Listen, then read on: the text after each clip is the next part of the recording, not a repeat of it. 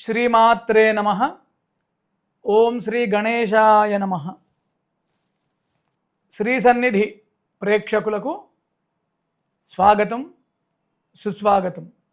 శ్రీ సన్నిధి ఛానల్ గుండా ఎన్నో ధార్మిక విషయాలను, ఎందరో యోగులను, మహాపురుషులను యావత్ ఆస్తిక లోకానికి పరిచయము చేస్తున్నటువంటి శ్రీ సన్నిధి ఛానల్ యొక్క యాజమాన్యానికి, వారి యొక్క ఆధ్యాత్మిక అభిలాషకు నమస్తులు తెలుపుతూ నేటి ఈ ఆధ్యాత్మిక ప్రసంగాన్ని ప్రారంభిస్తున్నాను.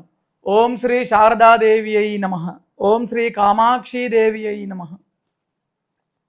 మనలో సనాతన ధర్మాన్ని ఆచరిస్తున్న ప్రతి ఒక్కరు కూడా ఇండ్లల్లో శుభకార్యాలు అయినప్పుడు, వివాహాలు జరిగినప్పుడు, నూతన గృహప్రవేశాలు జరిగినప్పుడు, లేదా ఏదైనా ఒక అనుకోని విపత్తు సంభవించినప్పుడు దేవతానుగ్రహము కోసమై శ్రీ సత్యనారాయణ స్వామి యొక్క వ్రతాన్ని ఆచరించడము మనకు కల్పము అందించినటువంటి ఒక గొప్ప ఆధ్యాత్మిక ప్రక్రియ, పూజ. అయితే నేటి ఈ ప్రసంగంలో శ్రీ సత్యనారాయణ స్వామి వ్రతములోని రహస్య సూత్రాలు అనే అంశం పైన ఈ ఎపిసోడ్ చేయడం జరుగుతుంది. చూడండి, ఏ శుభకార్యం కానివ్వండి కాక, కొత్త ఇళ్ళు కట్టుకున్న, వివాహము అయినా, శుభకార్యాలు అయినా, యాత్రలకు వెళ్ళి వచ్చినా, ఇలా వివిధ సందర్భాలలో శ్రీ సత్యనారాయణ స్వామి వ్రతాన్ని ఆచరిస్తున్నాము. బాగుంది, నిజంగా చాలా మహిమగల వ్రతం అది. అయితే అయ్యగారు వస్తున్నారు, మనం పూజలో కూర్చుంటున్నాము. ఆ యొక్క విప్ర మహానుభావుడు, ఆ యొక్క పూజారి చక్కగా పూజా విధానాన్ని తెలియపరుస్తూ వ్రతాన్ని పూర్తి చేస్తున్నారు. ఇదంతా బాగానే ఉంది.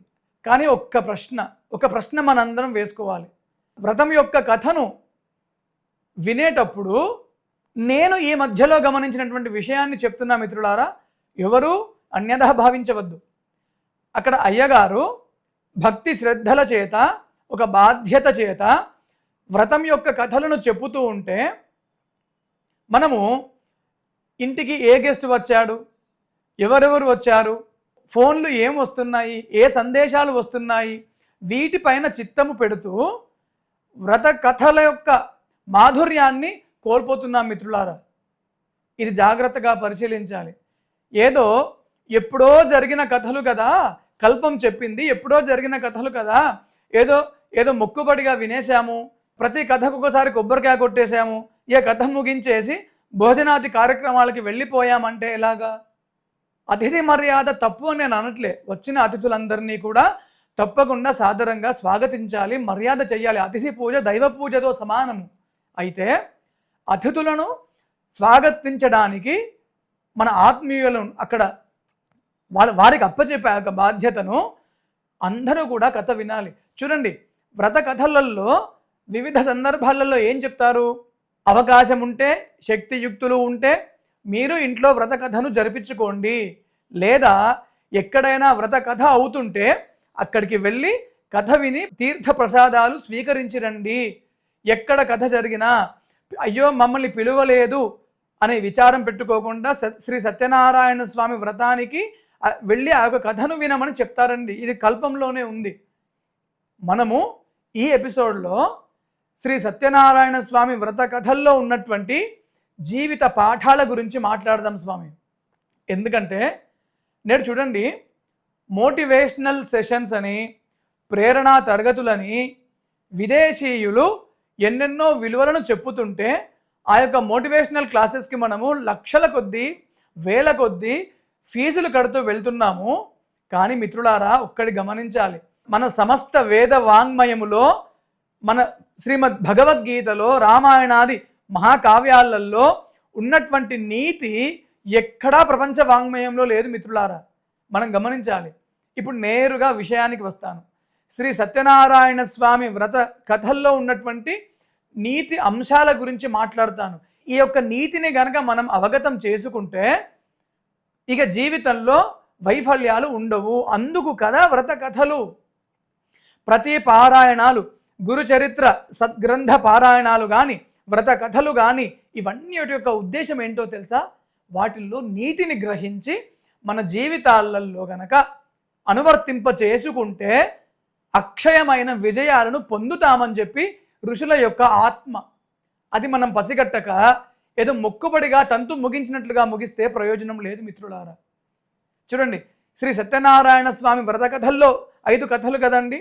సరే, కొన్నిటి దగ్గర 9 కథలుగా కూడా చెప్పుతున్నట్టు నేను చూశాను. ఏదైనప్పటికీ స్వామి యొక్క, శ్రీ సత్యదేవుడి యొక్క వ్రత కథల్లో ఉన్న నీతిని గురించి మనం మాట్లాడదాం. చూడండి, ఈ కథలో తొలి భాగంలో ఏం చెప్తారు? ఏ శుభకార్యమైనా, ఏ విపత్తు అయినా, ఏ కష్టము వాటిల్లినా శ్రీ సత్యనారాయణ స్వామి వ్రతాన్ని చేసుకోమని చెప్తారు. అవును కదండి. మరి దీనిలో ఉన్న నీతి ఏమి అంటే, నీకేదైనా శుభం వచ్చినా, విజయం దక్కినా, సంతోషం వచ్చినా దైవముతో చర్చించుకో. ఏదో పరీక్షలప్పుడు హాల్ టికెట్ భక్తి మాదిరి కాకుండా, కోరికల కొబ్బరికాయ భక్తి మాదిరి కాకుండా, మొక్కుబడి భక్తి మాదిరి కాకుండా, దైవముతో నిత్యము కష్టంలో అయినా సుఖంలో అయినా దైవముతో, దైవిక శక్తితో, దైవీ భావనతో అనుసంధానమై ఉండు అనేటువంటి విషయము మొదటి నీతి. ఇక రెండవ పాఠం చూడండి. ఈ వ్రత కథల్లో ఒక కట్టెలో అమ్మేటువంటి వ్యాపారి జీవితంలో ఎన్నో కష్టాలను భరించి ఎక్కడనో వ్రతము జరుగుతుండగా దాన్ని చూసి నేను కూడా వ్రతము చేసుకుంటానని చెప్పాడు కదా, కథల్లో ఉంది కదా. అంటే ఆ యొక్క వ్యాపారి ఏం చేశాడు? శ్రీ సత్యనారాయణ స్వామి వ్రత కథ అవుతున్నటువంటి విషయాన్ని గమనించి, కథను విని ఇంటికి వచ్చి రాత్రి పడుకునే ముందు నేను రేపు ఉదయము కట్టెల వ్యాపారానికి వెళ్ళి ఈ కట్టెలు అమ్మగా వచ్చిన ధనముతో పూజా సామాగ్రిని తీసుకువచ్చి బంధుమిత్రులను ఆహ్వానించి శ్రీ సత్యనారాయణ స్వామి వ్రత కథను జరిపించుకుంటాను అని ఒక శుభ సంకల్పాన్ని చేసి రాత్రి పడుకున్నాడు కదా. దీని తర్వాత ఏమైంది? మరుసటి రోజు ఉదయము ఎప్పుడు వెళ్ళే వీధి కంటే సంపన్నులు ఉన్నటువంటి వీధికి వెళ్ళడం జరిగింది. ఎప్పుడు కట్టెలు అమ్మగా వచ్చినటువంటి డబ్బుల కంటే ఎక్కువ ధనము సంపాదించడం జరిగింది. తిరిగి ఇంటికి వచ్చి ఆ యొక్క ధనముతో పూజను పూర్తి చేసుకున్నాడు, వ్రత కథను శ్రద్ధగా విన్నాడు. దీనిలో మనకు నీతి ఏమంటే, ప్రతిరోజు రాత్రి పడుకునే ముందు ఒక గొప్ప శుభ సంకల్పాన్ని చేసుకొని పడుకో. ఎందుకంటే మిత్రులారా, నిద్రను మించినటువంటి సౌఖ్యము మరొకటి లేదు. గాఢ నిద్రావస్థలో ఏమవుతుంది? మన పంచేంద్రియాలన్నీ కూడా అనంతమైన ఆత్మలో లయమవుతాయి. నేను, నా పేరు, నా కులగోత్రాలు ఏ జ్ఞాపకాలు లేకుండా పూర్తిగా మనము పరంజ్యోతికి ఆధీనమయ్యేటువంటి గొప్ప ప్రక్రియ నిద్ర. ఎప్పుడైతే ప్రతిరోజు రాత్రి పడుకునే ముందు ఆ రోజు మొత్తానికి కూడా ధన్యవాదాలు చెప్పి, ఆ రోజులో ఎవరెవరు తారసపడ్డారో వాళ్ళందరికీ ధన్యవాదాలు చెప్పి, రోజును శుభంగా గడిపింపజేసినందుకు పరమాత్ముడికి ధన్యవాదాలు చెప్పి, రేపటి ఉదయము కోసము నేటి రాత్రి శుభ సంకల్పాన్ని చేసి పడుకోవాలి అనేటువంటి నీతి దీనిలో ఉంది. చూడండి, ఈ కట్టెలు అమ్మేవాడు రాత్రి శుభ సంకల్పాన్ని చేసి పడుకొని మరుసటి రోజు ఉదయం లేవగానే ఏం జరిగింది? ఒక దివ్య చైతన్యము అతడిని ఎప్పటికంటే కూడా సంపన్నులు ఉన్నటువంటి వీధిలోకి తీసుకెళ్లడం జరిగింది. ఎప్పటికంటే అధిక లాభం వైపుకు నడిపించిందా లేదా? ఇది నీతి. ఇది గ్రహించాలి. రాత్రి పడుకునే ముందు గంటలు సెల్ ఫోన్ ముందర పెట్టుకొని విభిన్నకరమైనటువంటి దృశ్యాలు చూస్తూ ఫోను పక్కకు పారేసి వికల్పాల చేత, వికలమైన మనస్సు చేత పడుకుంటే మరుసటి రోజు ఉదయము కూడా వికలమైన మనస్సుతోనే లేస్తాం మిత్రులారా.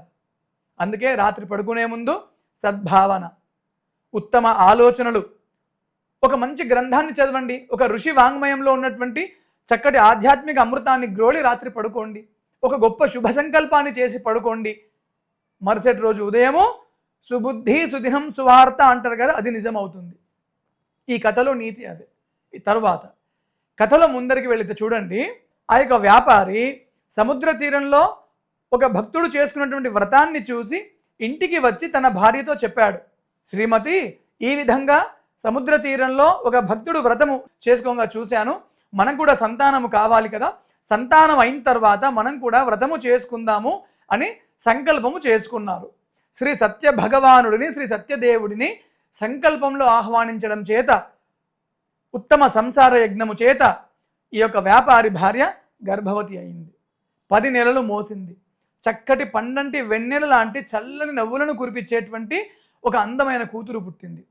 అప్పుడు భార్య గుర్తు చేసింది, ఏమని, స్వామి, మనకు సంతానము అయితే శ్రీ సత్యనారాయణ స్వామి వ్రతాన్ని చేసుకుంటామని మనం సంకల్పం చేశాం కదా అంటే వ్యాపారి ఏమన్నాడు, సరే నిజంగా ఇది దైవానుగ్రహమే, అయితే అమ్మాయి వివాహ కాలంలో వ్రతము చేద్దామని చెప్పి వ్రతాన్ని వాయిదా వేశాడు.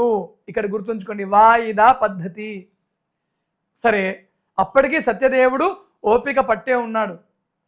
తర్వాత ఏమైంది, అమ్మాయి వివాహ కాలంలో వివాహం అయిన తర్వాత వ్రతం చేసుకుందాం అనుకున్నాడు. అప్పటికే మళ్ళీ వాయిదా వేయడం జరిగింది. చూడండి, వాయిదా విధానాలు సమ్మతము కాదు, శుభం శీఘ్రం అన్నట్టు వాయిదాలు వెయ్యకండి అని చెప్పి ఈ వ్రతం మనకు నేర్పుతున్నటువంటి నీతి బోధ. వ్రతం అయింది, అల్లుడు వచ్చాడు. మళ్ళీ వ్యాపార నిమిత్తం మామ అల్లుళ్ళు వేరే పట్టణానికి వెళ్ళారు. అక్కడ ఏమైంది, మాయావేషములో కొందరు దొంగలు వచ్చి రాజుగారి కోశాగారము నుంచి అపహరించినటువంటి ధాన్యాన్ని, ధనమును అక్కడ పెట్టి, నగలను, ధనాన్ని అక్కడ పెట్టి వాళ్ళు అంతర్దహనం అయిపోయారు. దొంగతనం వీళ్ళే చేశారని చెప్పి భటులు నిశ్చయించి రాజుగారు శిక్ష విధించారా లేదా?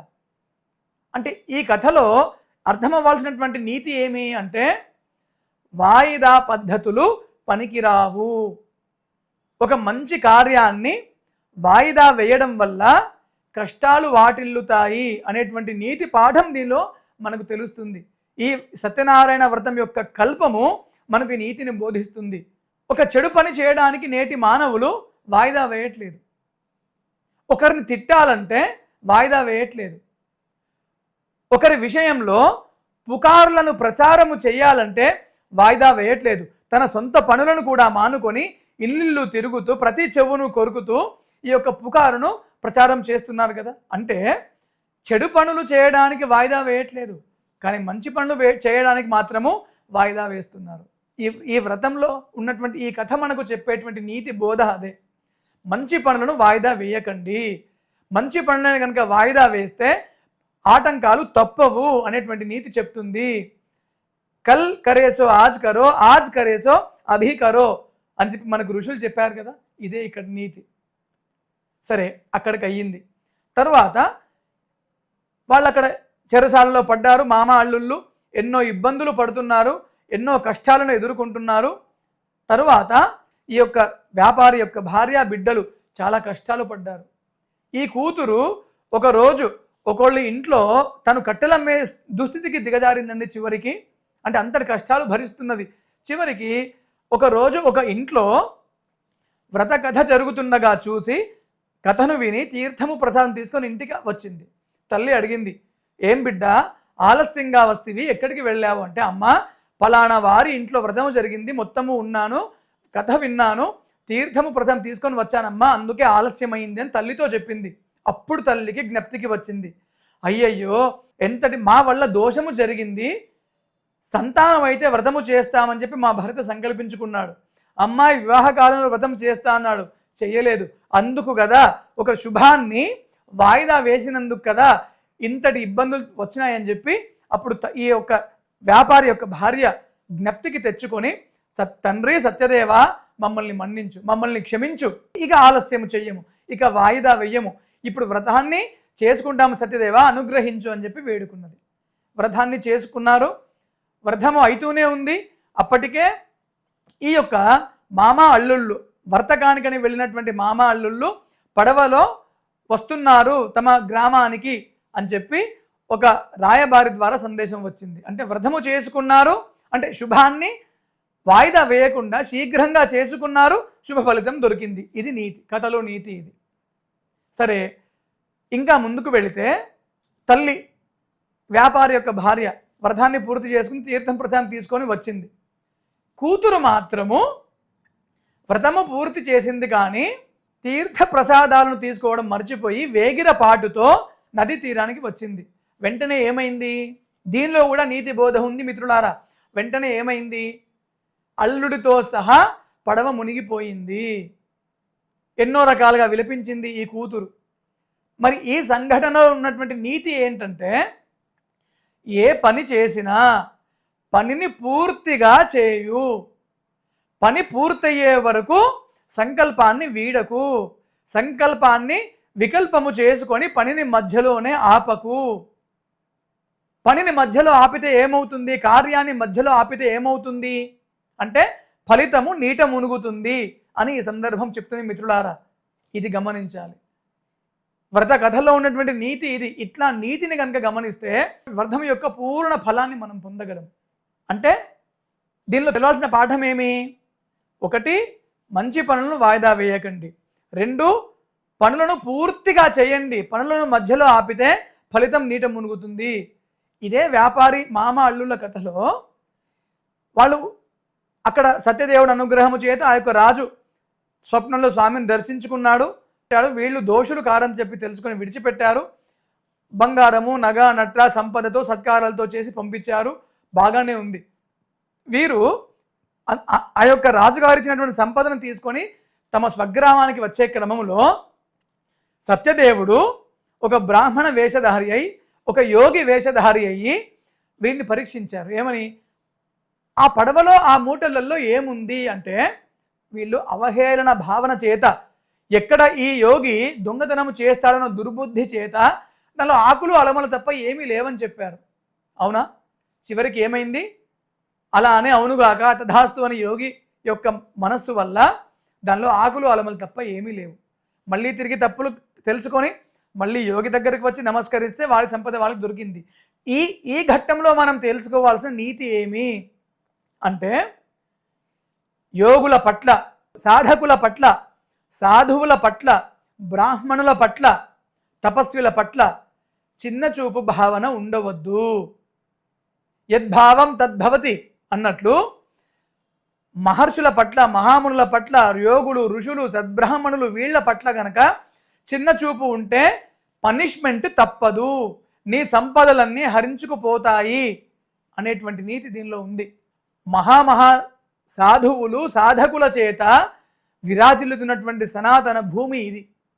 అందుకే ఎక్కడ సాధు సంతులకు, సాధు సత్పురుషులకు మర్యాద దక్కుతుందో అక్కడ సంపదలు.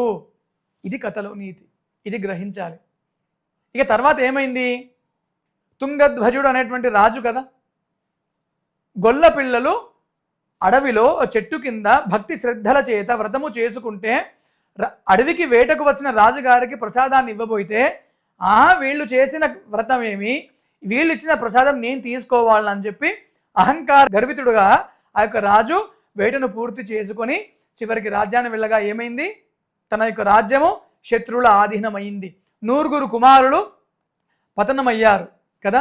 చివరికి అక్కడ గురువులు చెప్పినటువంటి మాటను గ్రహించి, ఇతడి అంతర్బోధను గ్రహించి, అయ్యయ్యో సత్యదేవుడు పట్ల, స్వామి యొక్క తీర్థ ప్రసాదము పట్ల తప్పుగా ప్రవర్తించానే, ఇది తప్పు కదా అని చెప్పి తెలుసుకొని మళ్ళీ వచ్చి తీర్థ ప్రసాదం తీసుకొని మళ్ళీ రాజ్యానికి వెళ్తే తన సంపద, తన రాజ్యము, తన 9 కుమారులు మళ్ళా యథావిధిగా మంచిగా తనకు దక్కారు కదా. దీనిలో మనం పొందాల్సిన నీతి ఏమి అంటే, మనుషులలో సమత్వ భావన ఉండాలి. ప్రతి మనిషికి సమత్వ భావన, సమహితము, సమన్యాయము ఇవి ఉండాలి మిత్రులారా. ఎప్పుడైతే ఎదుటి వారి పట్ల తక్కువ అంచనా భావన, కించిత్ భావన, వారిని తక్కువ చేసి మాట్లాడడము ఇవి చేస్తే నీకు ప్రమాదము తప్పదు అనేటువంటి నీతి దీనిలో ఉంది మిత్రులారా. అందుకే సాధకులుగా అందరము సమహితాన్ని, సమన్యాయాన్ని, సమత్వ భావనను, సర్వభూత దయను కలిగి ఉంటే తప్పక మనము సురక్షితము గావించబడతాము సత్యదేవుడి వల్ల, భగవానుడి వల్ల అనేటువంటి నీతి దీనిలో ఉంది. ఎంత చక్కటి వ్రతం మిత్రులారా!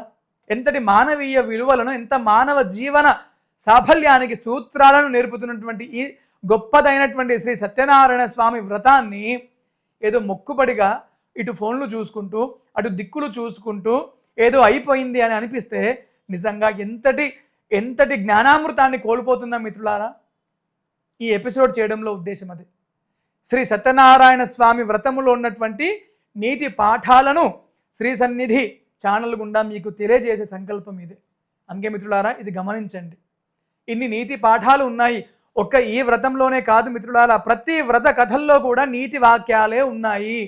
మన జీవనాన్ని సుసంపన్నము చేసుకోవడానికి కావలసినటువంటి పర్సనాలిటీ డెవలప్మెంట్ అంశాలు పుష్కలంగా మన సనాతన వాంగ్మయంలో ఉన్నాయి. ఇది పసిగట్టి ప్రతి పారాయణాన్ని ఏదో మొక్కుబడిగా కాకుండా భక్తి శ్రద్ధల చేత కథలను విని, వ్రత కథలను విని దానిలో ఉన్నటువంటి నీతిని గనక మనం మన జీవితంలో అవలంబించుకుంటే ఇక మన విజయాన్ని ఎవ్వరూ ఆపలేరు అని తెలియపరుస్తూ సర్వే జనాః సుఖినో భవంతు. మీ శివప్రసాద శాస్త్రి.